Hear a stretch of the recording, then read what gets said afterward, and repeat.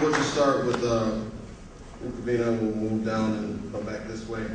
The Joint Economic Committee of the United States House of Representatives and the United States Senate on March 17th released a report stating nationally 19% of African American men are unemployed, and that 40% of young African Americans are unemployed compared to 25% of those in other communities. And currently in Minnesota, the African American population is experiencing an unemployment rate of somewhere between 20 and 35%, depending on which numbers you look at, compared to 6 to 8% within other communities. So in Minnesota, our unemployment gap is more than it is nationally. Programs such as the federal stimulus package were geared to address job creation, and a significant portion of the funds distributed as part of this stimulus package went towards transportation and road construction. As governor, what would you do to hold accountable those who manage MDOT road construction contracts accountable in terms of minority participation, as the effort to enforce current minority participation goals in these contracts has been somewhat non-existent? There'll be a 3-minute response to this question, and we'll start with the representative. I worked with Louis King and my very good personal friend Will Steger on hire and tried to help them get a response to the Minnesota Department of Transportation, and it's clear that they don't care. And the facts are that every year Tim Blade's been governor, that department has totally ignored the minority set-aside requirement under law, which of course doesn't concern the governor, because of course he's not really the governor anymore, and he's probably not in Minnesota long enough to know anything about what the laws say anymore anyway. Right. But there is a law.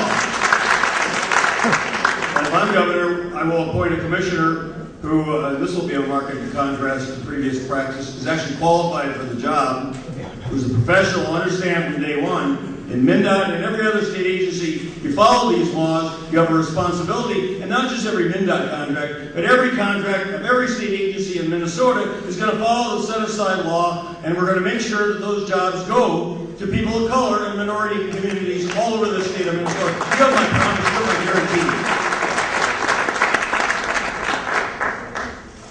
When I was Commissioner of Energy and Economic Development under Governor Rudy Purpose, the last real jobs governor, and not coincidentally the last DFL governor we had in Minnesota, coming out of the 1982 recession with the DFL legislature, they created targeted incentives for economic growth, and they put people back to work all over the state.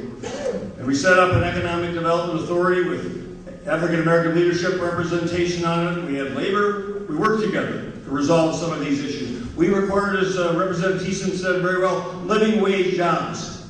These were jobs that people could support a family, could move into places of opportunity, could progress and learn. That's the responsibility of government. This laissez-faire approach that just says hands off, survival of the fittest, survival of the richest, has been practiced for too long. When we put people back to work in this state, we do what Paul Wellstone said. We all do better when we all do better. And that means everybody. That means everybody.